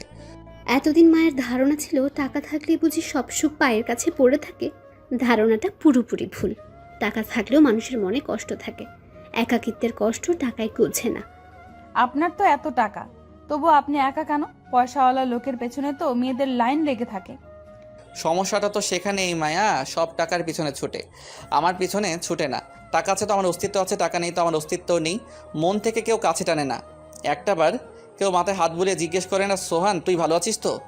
কষ্ট হচ্ছে সোহানের জন্য। এত টাকা থেকে কি লাভ যদি না কেউ সুখের দেখা পায়? কিছুক্ষণ আগে কাজলের সন্তান পৃথিবীর মুখ দেখেছে, মেয়ে হয়েছে তার। রুমে বসে থাকা দায়বাদে বাকি সবার মুখ কালো। মেয়ের আশা তারা কেউ করেনি। বিউটি কুসুমকে নিয়ে বুদ্ধি বের করছে কিভাবে বাচ্চাকে এখান থেকে সরানো যায়। দায়কে না হয় টাকা পয়সা খাইয়ে মুখ বন্ধ করানো যাবে, কিন্তু ফখরুল ওকে কি করবে? ও তো ঘরের বাইরে পাইচারি করছে। মেয়ের ছোট্ট আঙ্গুলগুলো ধরে কাঁদছে কাজল। মেয়ে হওয়ার কি খুব বেশি প্রয়োজন ছিল? এখান থেকে বাচ্চাটাকে বের করার কি কোনো উপায় নেই? কাজল চায় না ফের এই গলিতে কোনো মায়া অথবা কুসুম অথবা চুমকি তৈরি হোক। এই মেয়েগুলো জন্মসূত্রে পতিতা। আরও এমন অনেকে আছে যারা জন্মসূত্রেই ব্যবসায়ী। কাজল দেখেছে তাদের মায়েদের চাপা কান্না যখন তাদের মেয়েদের ওই লোকগুলোর হাতে একা রুমে তুলে দেওয়া হতো। সবচেয়ে কম বয়সে কাজে লাগানো হয়েছিল কুসুমকে। মাত্র 12 বছর ছিল মেয়েটার। 28 বছর বয়সী কোনো এক যুবকের তৃষ্ণা মেটাতে তাকে পাঠানো হয়েছিল এই বাড়ির পূর্ব দিকের ঘরটাতে। ঘরের ভেতর চিৎকার করছিল কুসুম, আর বাইরে ছিল ওর মা। ওদের চিৎকারে চারপাশ ভারী হয়ে যাচ্ছিল।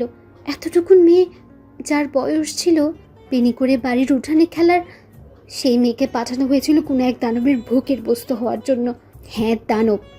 সে 28 বছরের যুবকটাকে সেদিন কুসুমের কাছে দানব ছাড়া আর কিছুই মনে হয়নি। মানুষ খেকো দানব না, মানুষ খেকো না, শরীর খেকো দানব। টানা 4 ঘন্টা কুসুমের উপর দিয়ে কোন তোফান গিয়েছিল সেটা মনে হলে কুসুম এখনো ঘোরের মাঝে লাফিয়ে ওঠে। মায়ারও একই হাল হয়েছিল, তবে ওর বয়সটা একটু বাড়তি ছিল যখন ওকে ধানতে নামানো হয়। সম্ভবত 14 কি 14.5। ওকে এক প্রকার টেনে হিঁচড়ে নিয়ে যাওয়া হয়েছিল কাস্টমারের কাছে। কাজলের মেয়েরও একদিন এমন পরিস্থিতি আসবে। কুসুমের মায়ের মতো তাকেও একদিন মেয়ের রুমের বাইরে বসে তার বাচ্চার আর্তচিৎকার শুনতে হবে। এসব সহ্য করার মতো ক্ষমতা তার নেই। খাটের পাশে থাকা ড্রেসিং টেবিলের উপর ধারালো ব্লেড চিকচিক করছে। কিছুক্ষণ আগে এই ব্লেডটা দিয়ে নাড়ি কেটে আলাদা করা হয়েছে ওর সন্তানকে। খুব ধীরে ধীরে উঠে বসলো কাজল। দাই, বিউটি আর কুসুম মিলে খুব ধীর আওয়াজে কি যেন বলা বলি করছে। টেবিলের উপর থেকে ব্লেডটা হাতে নিল কাজল। খুব আস্তে করে মেয়ের গলায় ব্লেডটা দিয়ে শুধু একটা আঁচড় কাটলো। যে ব্লেড দিয়ে নাড়ি কাটা হয়েছিল সেটা দিয়ে নিজ সন্তানের গলার রগ কাটলো কাজল। বাচ্চাটা জোরে একটা চিৎকার দিয়ে থেমে গেল। আর কোনো আওয়াজ তার গলা থেকে আসছে না।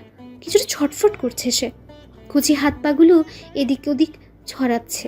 একটা পর্যায়ে 4 হাত পা লম্বা করে টেনে নিঃশ্বাসটা পুরোপুরি ছেড়ে দিল বাচ্চাটা। এতক্ষণ বাকি 3 জন চোখ বড় বড় করে বাচ্চাটার দিকে তাকিয়েছিল। বাচ্চার চিৎকার শুনে 3 জনই তাকিয়েছিল বাচ্চার দিকে। তাকিয়ে দেখে কাজলের হাতে রক্তমাখা ব্লেড আর বাচ্চার গলায় রক্ত। ঘটনা চোখের সামনে একদম স্পষ্ট ছিল, তবু তাদের কাছে অস্পষ্ট লাগছিল।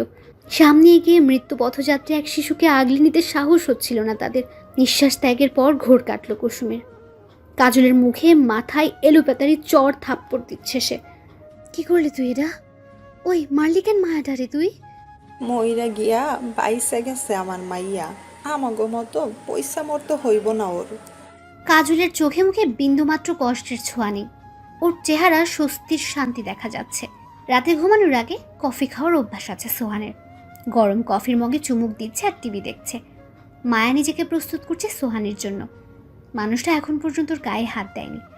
হতে পারে অসুস্থ ছিল তাই আজ নিশ্চয়ই ওকে বসিয়ে রাখবে না, তার অধিকারটা চাইতে আসবে নিশ্চয়ই। ইতোমধ্যে জোনাকিকে 50,000 দেওয়া হয়ে গেছে, আর ওর পেছনে অনেক টাকা খরচ করেছে সোহান। টাকাগুলোতে এমনি এমনি করে আর খরচ করেনি। খানিকটা সেজে গুজে সোহানের পাশে গিয়ে বসলো মায়া। ওর দিকে এক নজর দেখে পরক্ষণে মুখ ফিরিয়ে টিভির স্ক্রিনে নিয়ে গেল সোহান।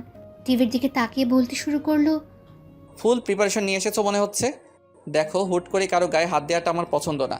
এখানে এসেছো, কিছুদিন থাকো, দুজনকে বুঝিয়ে এরপর না হয় দেখা যাবে। আপনি তো অনেকগুলো টাকা দিয়ে এসেছেন, তো টাকা উসুল করবেন না? দেখো, আমি কিন্তু তোমাকে এখানে শুধু ফিজিক্যাল রিলেশনের জন্য আনিনি। তোমাকে এখানে আনার মূল উদ্দেশ্য হচ্ছে একাকিত্বটা দূর করা। আমার টাকা উসুল করা নিয়ে তোমাকে ভাবতে হবে না। আমার টাকা কিভাবে উসুল করব সেটা আমারটা আমি বুঝবো। সোহানকে যত দেখছে তত মায়ার বিস্ময়ের মাত্রা বেড়েই যাচ্ছে। এমন মানুষও আছে নাকি দুনিয়ায়? একটা যুবতী মেয়ে হাতের কাছে এসে ধরা দিচ্ছে, আর সে কিনা বলছে হুট করে কারো গায়ে হাত দেওয়া তার পছন্দ না। সোহানকে বিরল প্রজাতির প্রাণী মনে হচ্ছে মায়ার। আমার সাথে একটু কথা বলবে মায়া? সোফায় পা উঠিয়ে বসতে বসতে হাসিমাখা মুখে মায়া পড়ল। অবশ্যই বলবো। একটু কেন, অনেক অনেক কথা বলবো। 18 বছর আগের ঘটনা। আমার রেজাল্ট দিয়েছিল সেদিন, ফাইনাল এক্সামের রেজাল্ট। ফার্স্ট হয়েছিলাম। আম্মুকে বলেছিলাম আমি ফার্স্ট হয়েছি, আমি চিকেন ফ্রাই খাবো, আমাকে চিকেন ফ্রাই করে দাও। আম্মু বলল চলো তোমাকে বাহির থেকে খাইয়ে নিয়ে আসি। আমি বললাম তোমার হাতেরটা খাবো, দোকানেরটা খাবো না। আম্মু উত্তরে কি বলেছিল জানো? কি? মুরগিতে মশলা মাখাতে গেলে হাতে মশলার দাগ বসে যাবে, মশলার বাজে স্মেল আসবে হাত থেকে, অহেতুক হাতের চামড়া নষ্ট করার কোনো মানেই হয় না। আমি পাল্টা আর কিছু বলিনি। আসলে বলার আর কিছুই ছিল না। জোর করে তো আর কারো কাছ থেকে ভালোবাসা আদায় করা যায় না, তাই আমিও আর জোর করিনি। যে ভালোবাসা সে এমনিতেই বাসবে। সোজা ফ্রিজ থেকে মুরগি নামিয়ে মশলা মেখে নিজেই ফ্রাই করেছি। তখন তো রান্না সম্পর্কে বিশেষ আইডিয়া ছিল না। ঘরে যত ধরনের মশলা ছিল সবগুলো থেকে একটু একটু করে দিয়েছি, বানিয়ে এনে সবার আগে আম্মুকে দিয়েছি। আম্মু কিছুক্ষণ মুখের দিকে তাকিয়েছিল। আমি বললাম খেয়ে দেখো। মুখে নিয়ে বলল খুব ভালো হয়েছে। তখন আমি বললাম নাও, এই সবগুলো চিকেন ফ্রাই তোমার। মশলার স্মেল আমার হাতেও লেগে আছে। এই দেখো, হাতে হলুদের দাগ ভরে গেছে, কিন্তু আমি তোমার মতো নাক শীত খাচ্ছি না। আর কখনো তোমাকে বলবো না আমাকে কিছু বানিয়ে খাওয়াও। এখন থেকে নিজেরটা নিজেই বানিয়ে খাবো। তোমার কিছু খেতে ইচ্ছে হলে আমাকে বলো, আমি তোমাকে বানিয়ে দিব। এরপরের দিনই যে রান্নার বই কিনে এনেছিলাম। প্রতিদিন কিছু না কিছু এক্সপেরিমেন্ট করতাম। কতবার যে হাত পুড়েছে তার কোনো হিসাব নেই। একদিন রেঁধে খাওয়ালে কি হতো? একদিনে কি আর চামড়া নষ্ট হয়? আমার মা এক সেকেন্ডও চুলার পাশে যেতে রাজি না। সে খুব চামড়া সচেতন মানুষ। প্রতি মাসে কত হাজার টাকা যে পার্লারে খরচ করে আল্লাহ ভালো জানে। সেই হিসাব বোধহয় আম্মুর নিজেরও জানা নেই। আচ্ছা, তোমার কি মাথা ব্যথা করছে? কিছুটা। আপনি জানলেন কিভাবে? তোমার মুখ দেখে মনে হচ্ছে তুমি যাও গিয়ে ঘুমাও। না, একটু গল্প করি না প্লিজ। মাথা ব্যথা নিয়ে গল্প করার কোনো দরকার নেই। মাথা ব্যথা আরও বাড়বে। আমার ভালো লাগছে আপনার সাথে গল্প করতে। আচ্ছা, তাহলে রুমে চলো, শুয়ে গল্প করবে। মায়ার রুমে বিছানায় বসে আছে সোহান, পাশে শুয়ে আছে মায়া। সোহানের হাত ধরে রেখেছে সে। সোহান গল্প বলছে, আর খুব মন দিয়ে সেই গল্প মায়ার শুনছে। খুব ভোরে ঘুম ভেঙেছে মায়ার। চোখ মেলে দেখে সোহানের পায়ের উপর ও মাথা রেখে শুয়ে আছে, আর সোহান হেলান দিয়ে বসে ঘুমোচ্ছে। ঘুম ভাঙার পরও সেখান থেকে সরছিল না মায়া। ভালো লাগছে এভাবে ওর পায়ের উপর মাথা রেখে শুয়ে থাকতে। গত রাতে গল্প করতে করতে কখনো ঘুমিয়ে পড়েছে সেটা ওর নিজেরই জানা নেই। হয়তো বা সোহানও কথা বলতে বলতেই ঘুমিয়ে পড়েছে। সোহানের মুখের দিকে তাকিয়ে আছে মায়া। মানুষটা দেখতে সুন্দর, বিশেষ করে মাথার চুলগুলো একদম সোজা চুল, একটুও কোকড়ানো না। মাথার চুলগুলো ছুঁয়ে দেখতে ইচ্ছে হচ্ছে মায়ার। ধরাটা কি উচিত হবে? সোহান গতকাল বলেছিল হুট করে কারো গায়ে হাত দেওয়াটা তার অপছন্দ। তাহলে নিশ্চয়ই এভাবে চুলে হাত দেওয়াটাও সে পছন্দ করবে না। আর ও যেভাবে শুয়ে আছে, এটা কি ঠিক হচ্ছে? বোধ হয় না। সোহান ঘুম থেকে উঠে যদি দেখে মায়া এভাবে ওর পায়ের উপর শুয়ে আছে, তাহলে নিশ্চয়ই খারাপ ভাববে। না, এভাবে শুয়ে থাকাটা ঠিক হবে না। উঠে যাওয়াটাই ভালো হবে। ফ্রেশ হয়ে রুমে এসে দেখে সোহান রুমে নেই। বোধহয় ঘুম থেকে উঠে চলে গেছে নিজের রুমে। ফুল গাছগুলোর কাছে গেল মায়া। সাদা গোলাপের গাছটা একটা নতুন কলি এসেছে। 2-3 দিন বাদে বোধহয় ফুটবে কলিটা। গত পরশু থেকে একটা কথা মাথায় বারবার ঘুরছে, সেটা হচ্ছে সংসার। সংসার শুরু করতে হবে মায়াকে। আচ্ছা, সংসার কি, সংসার কেমন হয়, এ ব্যাপারে কিছুই জানে না মায়া। তবে নতুন এক অনুভূতির সাথে পরিচিত হচ্ছে সে, সংসার নামক অনুভূতি। গত পরশু থেকে অনুভূতিটা পাচ্ছেও। অনুভূতিটা বড্ড অদ্ভুত। ভয় এবং ভালোবাসার সংমিশ্রণে তৈরি অনুভূতি। তবে ভয়ের চেয়ে ভালো লাগার অনুভূতিটাই বেশি। আয়নার সামনে এসে দাঁড়িয়েছে মায়া। সংসারী মেয়ে মানে গৃহিণীদের দেখতে কেমন দেখা যায়? গৃহিণীদের দেখলে চট করে লোকে বলে দিতে পারে মেয়েটা একজন গৃহিণী। নাকটা ফুটো করা নেই, মায়ার হাতে চিকন একজোড়া চুড়িও নেই। গৃহিণী হতে গেলে তো নাকে ফুল আর হাতে একজোড়া চুড়ি থাকতে হবে। লোকটা বলেছিল আজ থেকে যা কিছু প্রয়োজন সব ওর কাছে চাইবে। সোহানকে কি বলবে কিনে দিতে? বলাটা কি উচিত হবে? না, সেসব বলা যাবে না। সোহান ওকে লোভী ভাবতে পারে। আয়নায় নিজেকে খুঁটে খুঁটে কি দেখছো? পেছন ফিরে তাকালো মায়া। 2 হাতে 2টো মগ হাতে ঘরে ঢুকছে সোহান। নাও তোমার লাল চা। হাত বাড়িয়ে মগটা নিতে নিতে খাটে বসলো মায়া। পাশে পা ঝুলিয়ে বসেছে সোহান। বললে না তো আয়নায় ওভাবে কি দেখছিলে? না, তেমন কিছু না। তোমাকে তো দেখলাম গভীর মনোযোগ দিয়ে কিছু ভাবছিলে আয়নায় তাকিয়ে। কিছু হয়েছে? না, কিছু না। কিছু বলতে চাও আমাকে? না না, কিছু না। বলতে চাচ্ছ না, ঠিক আছে, জোর করবো না। চা ভালো হয়েছে? হুম। কাল থেকে তুমি আমার জন্য কফি বানাবে, আর আস্তে আস্তে আমার সমস্ত ব্যাপারগুলো খেয়াল দেওয়া শুরু করো। আমি অফিস যাওয়ার আগে আমার কাপড় তুমি সিলেক্ট করবে, সারাদিনে কয়েকবার আমাকে ফোন দিয়ে আমার খোঁজ নিবে। ঘরের বাজার থেকে শুরু করে কারেন্ট বিল পর্যন্ত সমস্ত হিসাব তুমি দেখবে। ঘরে কখন কি রান্না হবে সেগুলো তোমার ফরমাইশ অনুযায়ী হবে। ঘরে যদি নতুন কোনো ফার্নিচার প্রয়োজন মনে করো তাহলে আমাকে বলো, আমি কিনে দিব। আচ্ছা। আজকে অফিস যাব না, তোমাকে নিয়ে স্কুলে যাব তোমার অ্যাডমিশনের ব্যাপারে কথা বলতে। কোন ক্লাস পর্যন্ত পড়েছিলে তুমি? 8 পর্যন্ত। 9-এ ভর্তি হয়েছিলাম, কিন্তু ক্লাস আর করতে পারিনি। ঠিক আছে, ইংলিশে কেমন ছিলে তুমি? ভা। কথাটা শেষ করার আগেই ফোন বেজে উঠল মায়ার। ফোনটা রিসিভ করলো মায়া। ও পাশ থেকে ফুপিয়ে কাদার শব্দ পাচ্ছে ও। কাঁদো কেন আম্মা? কাজলের একটা মাইয়া হইছিল গতকাল রাইতে। বড় হইয়া ওরও বেশ্যাগিরি করতে হইব, এর লাগা কাজল ওরে মায়েরা ফেলাইছে। জানোস মায়া, এইটুকুন মায়াটার গলায় জল্লাটা ব্লেড দিয়া কাটছে। বাচ্চাটা একটা চিৎকার দিয়া কতক্ষণ ছটফট করছে, এরপর মইরা গেল। দম বন্ধ হয়ে আসছে মায়ার, দু চোখ বেয়ে অঝরে পানি ঝরছে। সোহান কফি খাওয়া বাদ দিয়ে মায়ের মুখের দিকে তাকিয়ে আছে। এখন আমার কি মনে হইতেছে জানোস, তোরেও ছোট থাকতে মায়েরা ফেলার দরকার ছিল, তাইলে তোরে আজকে বিশ্বে হইতে হইতো না। আমগো জিন্দিগিটা অনেক খারাপ রে মায়া, এই জিন্দিগি করার চেয়ে মইরা যাওয়ান ভালা। আমারও মইরা যাওয়া উচিত আছিল, কিন্তু সাহস করতে পারি নাই। মরতে গেলে অনেক সাহস লাগে। বাচ্চাটা কি মাটি দিয়ে দিচ্ছে? ভরে মাটি দিছে। আর কথা বাড়ালো না মায়া, ফোনটা কেটে দিল। মায়ার মাথায় হাত রেখে সোহান বলল, কি হয়েছে মায়া, কেউ কি মারা গেছে? মায়া কাঁদছে, কোনো উত্তর দিচ্ছে না। সে বুঝতে পারছে এখন ওকে কাঁদতে দেওয়া উচিত, খানিকক্ষণ বাদে না হয় ওকে এ ব্যাপারে জিজ্ঞেস করা যাবে। সোহান লক্ষ্য করলো মায়া ওর হাত চেপে ধরে কাঁদছে। মায়াকে জড়িয়ে ধরলো সোহান, ওর মাথায় খুব আস্তে করে হাত বুলিয়ে দিচ্ছে। কিছুক্ষণ বাদে মায়া নিজেকে ছাড়িয়ে নিল সোহানের বাহুটোর থেকে। কিছুটা স্বাভাবিক হয়েছে মায়া। আমাকে কি বলা যায় কি হয়েছে? আমার পাড়াতে একটা আপা ছিল, কাজল আপা। উনি প্রেগনেন্ট ছিলেন, মাঝরাতে ওনার মেয়ে হয়েছিল। উনি মেরে ফেলেছে মেয়েটাকে।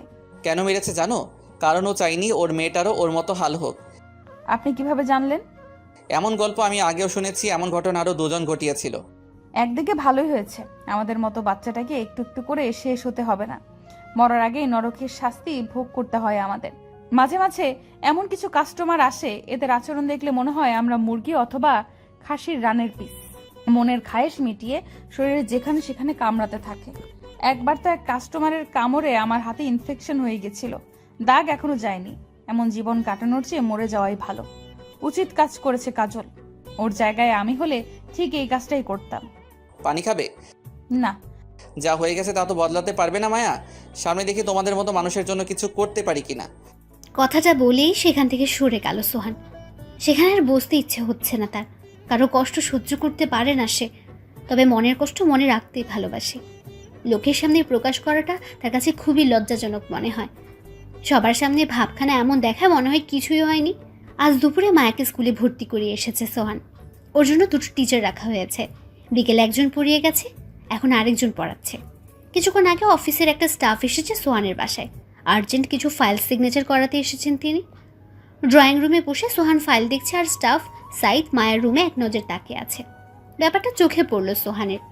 ওদিকে কি দেখছেন সাইদ সাহেব? স্যার, এই মেয়েটা কি হয় আপনার? আমার ওয়াইফ। কেন? এটা ওয়াইফ? কোনো সমস্যা? স্যার, আপনি ভালো করে খোঁজ নিয়ে বিয়ে করেছেন তো? হ্যাঁ করেছি। এটা কি করে হয়? স্যার, আপনাকে বোধহয় মিথ্যা বলে বিয়ে করেছে এই মেয়ে। সমস্যাটা কি সেটা তো বলবেন। এ তো মানে এই মেয়েটা প্রস্টিটিউট স্যার। আপনি জানেন কিভাবে? আমি ওদের ওখানে প্রায় যাই। ও ভালো না স্যার। আপনি ভালো? জি। জিজ্ঞেস করলাম আপনি ভালো কিনা। ভাব তো এমন দেখাচ্ছেন মনে হচ্ছে আপনি পবিত্র পুরুষ। একটা মেয়ে প্রস্টিটিউট হয় কিভাবে জানেন? একটা পুরুষের সাথে টাকার বিনিময়ে এক বিছানায় শুয়ে। এক মেয়ে আরেক মেয়ের সাথে ঘেঁষাঘেঁষি করে তো আর প্রস্টিটিউট হয়নি। আপনার মতো অতিমাত্রার পবিত্র পুরুষের সংস্পর্শে এসে এরা প্রস্টিটিউট হয়। আর আমি নিজে ওকে ওই পাড়া থেকে তুলে এনেছি। ওই পাড়ায় তো ভালো লোকে যায় না, যায় খারাপ লোকেরা। তার মানে আমিও খারাপ। ওর আর আমার মধ্যে কোনো পার্থক্য নেই সাইদ সাহেব। তবে আপনার ক্ষেত্রে উল্টোটা হয়েছে। আপনার বউটা কিন্তু খুব ভালো, কিন্তু আপনি। স্যার, আজ আমি আসি। বাসায় যেয়ে বাকি কাজটা কমপ্লিট করতে হবে। কথাটা বলে শাহিদ সাহেব ফাইল হাতে বেরিয়ে যাচ্ছিলেন। পেছন থেকে সোহান ডেকে বলল, সাইদ সাহেব, আজকের কথাগুলো আপনার আর আমার মধ্যে সীমাবদ্ধ থাকলে খুশি হব। জি স্যার, কথা বাইরে যাবে না। মায়ার রুমে গিয়ে ওর নতুন টিচারকে সোহান জিজ্ঞেস করলো, স্টুডেন্ট কেমন মাহিন? বেশ শার্প। এত আগের পড়া গ্রামারগুলো এখনও মুখস্থ রেখেছে। 1 বছর প্র্যাকটিস না করলে সাধারণত মনে থাকে না, কিন্তু ও দেখি সব মনে রেখেছে। কি মনে হয় মাস 2-3 মধ্যে দৌড়ে ইংলিশ বলতে পারবে তো? আশা করি হবে। পড়ানো শেষ? না, আরও 15-20 মিনিট লাগবে। আজকে ওকে ছুটি দিয়ে দাও, একটু বাইরে যাব। জি ভাইয়া। মায়া, যাও গিয়ে রেডি হও, আমি ওর সাথে কথা বলি। ভাইয়া বিয়ে করলেন অথচ কিছুই জানালেন না? রাস্তা দিয়ে যাচ্ছিলাম, হুট করে দেখলাম একটা সুন্দরী পরী পৃথিবীর রাস্তায় হাঁটাহাঁটি করছে। আমি ভাবলাম ডানা ভেঙে পড়ে টড়ে গেল কি না, দৌড়ে গেলাম হেল্প করতে, চেয়ে বললাম, আপনার ভাঙা ডানাটা কোথায় পড়েছে বলবেন, আমি এনে জোড়া লাগিয়ে দিচ্ছি। মেয়ে তো আমার মুখের দিকে হা হয়ে তাকিয়ে আছে। চিন্তা করলাম পৃথিবীতে নতুন, তাই হয়তো আমাকে উদ্ভট লাগছে। ফের বলতে লাগলাম, আপনি তো পড়ি, ডানা ছাড়া বেশিক্ষণ থাকলে ঝামেলা হতে পারে, জলদি বলুন ডানা কোথায়। কিছুক্ষণ পর পরী মুখ খুলে বলল, সে নাকি পড়ি না, সে মানুষ, আমাকে আর পাইকে। পরদিনই ধরে বেঁধে ওকে বিয়ে করে ফেলেছি। জানি না কতটুকু সত্যি বলেছেন, তবে গল্পটা মজার ছিল। শোনো, বিয়ের বয়স হয়েছে আমার, আর কত একা ঘুমাবো? অফিস থেকে ঘরে ফিরলে ঘরটা খালি লাগে, তাই মেয়ে পছন্দ হওয়ার সাথে সাথে বিয়েটা করে ফেললাম। দরজার আড়াল থেকে কথাগুলো শুনেছে মায়া। কাপড় হাতে নিয়ে সোহানের রুমে যাচ্ছে আর ভাবছে সোহান সবাইকে বলে বেড়াচ্ছে ও সোহানের বউ। কাজটা কি ঠিক করছে সোহান? রেস্টুরেন্টে বসে আছে মায়া আর সোহান। গরম ধোয়া ওঠা স্যুপে একটু একটু করে চুমুক দিচ্ছে সোহান, আর মায়া চামচ দিয়ে স্যুপ নাড়াচাড়া করছে। না খেয়ে কী ভাবছো? খাওয়া শেষ করে এরপর চিন্তা ভাবনা করো। আপনি সবাইকে এ কথা কেন বলছেন? আমি আপনার বউ। তোমাকে তো আমি প্রথম দিনই বলেছি, তুমি আমার বউয়ের মতো আমার কাছে থাকবে। আমি বউয়ের মতো করে থাকবো, কিন্তু বউ না। বউয়ের মতো আর বউ তো এক ব্যাপার হলো না। তাহলে তুমি কি চাচ্ছ, তোমাকে বউ হিসেবে পরিচয় না করেই? সেটা বলিনি। আমি বলছি যে আজীবন তো আর আমাকে আপনার কাছে রাখবেন না। কিছুদিন পর বিয়ে শাদী করবেন, সংসার হবে আপনার, তখন তো আর আমার প্রয়োজন পড়বে না। তখন লোককে কি বলবেন? তাছাড়া লোক মুখে আপনার সত্যিকারের বউ তো জেনেই যাবে আপনি আগে বিয়ে করেছিলেন। তোমাকে কে বললো আমি অন্য কাউকে বিয়ে করব, সংসার করব? সংসার করার জন্যই তো তোমাকে ধরে এনেছি, নতুন করে আবার অন্য কাউকে ধরে আনার কি হলো? তবুও তোমাকে আমি আমার ওয়াইফ হিসেবে ইন্ট্রোডিউস করাচ্ছি, এটা কি তোমার ভালো লাগছে না? না লাগলে বলো, আর কখনো বলবো না। সেটা বলিনি, বলছি যে লোকে কি বলবে। শোনো, লোকের ধার আমি ধারি না, কে কি বললো না বললো সেসব নিয়ে আমি ভাবি না। তুমি কি চাও সেটা বলো, বউ হিসেবে পরিচিত পেতে চাও নাকি মিস্ট্রেস হিসেবে? আপনি যেভাবে ডাকতে চান সেভাবেই চলবে। ব্যাস, এটা নিয়ে আর কোনো তর্কও হবে না, চুপচাপ খাও। রাতে বাসায় ফিরে ফ্রেশ হয়ে চুপচাপ শুয়ে আছে মায়া। সোহানের মতিগতি মাথার উপর দিয়ে যাচ্ছে ওর। কি থেকে কি ঘটছে বুঝে উঠতে পারছে না। এখন পর্যন্ত ঘনিষ্ঠ হওয়ার চেষ্টা করছে না সোহান। তাহলে ওকে এখানে এনেছে কেন? সাজিয়ে রাখার জন্য? ভাবতে ভাবতে ঘুমিয়ে পড়লো মায়া। খাটে এপাশ ওপাশ করছে সোহান, ঘুম আসছে না ওর। কেউ মাথায় হাত বুলিয়ে দিলে ভালো লাগতো। মায়া তো আছে, ওকে ডাকলেই তো হয়। মায়ের রুমে এলো সোহান, ঘুমোচ্ছে মেয়েটা, তো আরামের ঘুম। সোহান ছটফট করছে আর মায়া ঘুমোচ্ছে, সেটা কি করে হয়? মায়াকেও জাগতে হবে। মায়ার কাঁধে আলতো করে ধাক্কা দিচ্ছে সোহান। এই ওঠো মায়া, এই মায়া ওঠো। ঘুম থেকে লাফিয়ে উঠে বসলো মায়া। জি, কোনো সমস্যা? আরে ভয় পাচ্ছ কেন, আমি এসেছি। বুঝেছি তো। ঘুম আসছে না? মাথায় একটু হাত বুলিয়ে দাও তো। মায়ার পায়ের উপর মাথা রেখে শুয়ে পড়লো সোহান। সোহানের মাথায় হাত বুলিয়ে দিচ্ছে মায়া। মায়া, আমাকে তোমার কেমন লাগে? খুব ভালো। জানো, শুরুতে সবাই এই কথাই বলে, যখন আমার রাগটা দেখে তখন আমার সাথে আর কেউ মিশতে চায় না, যারা মিশে তারা প্রয়োজনে মিশে আমার সাথে। একদিন হয়তো রাগের মাথায় তোমাকেও গালি দিব, এরপর তুমিও আমাকে খারাপ ভাববে। আমি গালি শুনে অভ্যস্ত। যারা তোমাকে গালি দিয়েছে তাদের তুমি আগে থেকে খারাপ জানতে, কিন্তু তুমি তো আমাকে ভালো মনে করো। পরে যখন আমার মুখে গালি শুনবে তখন তোমার ঠিকই খারাপ লাগবে। যখন গালি দিবেন তখন না হয় বুঝবো। একটা কথা বলি, তোমাকে জড়িয়ে ধরে ঘুমাই? আপনার ইচ্ছা। তোমার কোনো ইচ্ছে নেই? আমাদের ইচ্ছা অনিচ্ছার নামে কিছু নেই। তোমাকে আমি আমার ওয়াইফ হিসেবে ট্রিট করছি মায়া, প্রস্টিটিউট হিসেবে না। সো তোমার ইচ্ছাটা আমার জন্য অনেক বড় কিছু ম্যাটার করে। যদি না করি? আমার রুমে চলে যাব। আপনি এখানেই ঘুমাবেন আমার সাথে। তাহলে তুমি আমাকে পারমিশন দিচ্ছ? হ্যাঁ, দিচ্ছি। মায়ের পায়ের উপর থেকে সরে বালিশে এসে শুয়ে পড়লো সোহান। মায়াকে টেনে নিল নিজের বুকে। সোহানের সবকিছু ভালো লাগে মায়ার, বিশেষ করে মায়ের প্রতি যে সম্মানটা দেখায় সেটা মায়ের খুব পছন্দ। প্রতিটা মানুষেরই কোনো না কোনো খারাপ দিক থাকে, সোহানেরও আছে। রাগটা না হয় তার একটু বেশি রেগে গেলে মুখে লাগাম থাকে না। সে তো মানুষ, ফেরেশতা তো আর না। এমন লোকের সাথে চোখ বন্ধ করে সারা জীবন পাড়ি দেওয়া যায়। তাহলে ওই 3টা মেয়ে কেন ওকে ফেলে চলে গেল? একটা বাজে দিকের জন্য কি মানুষটার বাকি সব ভালো গুণগুলো তাদের কাছে ধামাচাপা পড়ে গেল? সম্মান, মায়ার কাছে শব্দটা প্রচণ্ড রকমের ভারী মনে হয়। সম্মান কখনো সে কারো কাছে পায়নি, তাই কথাটা তার কাছে খুব মূল্যবান। 18 বছরের জীবনে প্রথম কোনো পুরুষ ওকে সম্মান দিচ্ছে। এতকাল যারা অসম্মান করত তারাও পুরুষ ছিল, আর এখন যে সম্মান দিচ্ছে সেও একজন পুরুষ। তার প্রতি ঘৃণা বা ক্ষোভ জন্মায় না, জন্মায় ভালোবাসা, শ্রদ্ধা। সোহানের প্রতিটা ব্যাপারের প্রতি প্রেমে পড়ে যাচ্ছে মায়া। নিজেকে কোনোভাবে আটকাতে পারছে না। সে ভালো করে জানে প্রেম ভালোবাসার অধিকার তাদের নেই, তবুও ভালোবাসাটা তৈরি হচ্ছে।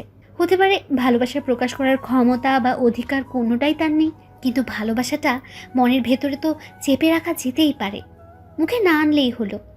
এমন মানুষকে কি ভালো না বেশি আদৌ থাকা সম্ভব? মানুষটার বুকে ধুক ধুক শব্দ শোনা যাচ্ছে। মনে হচ্ছে সোহানের হৃদস্পন্দনেরও প্রেমে পড়ে যাচ্ছে সে। আচ্ছা, এই ভালোবাসার পরিণতি কি হতে পারে?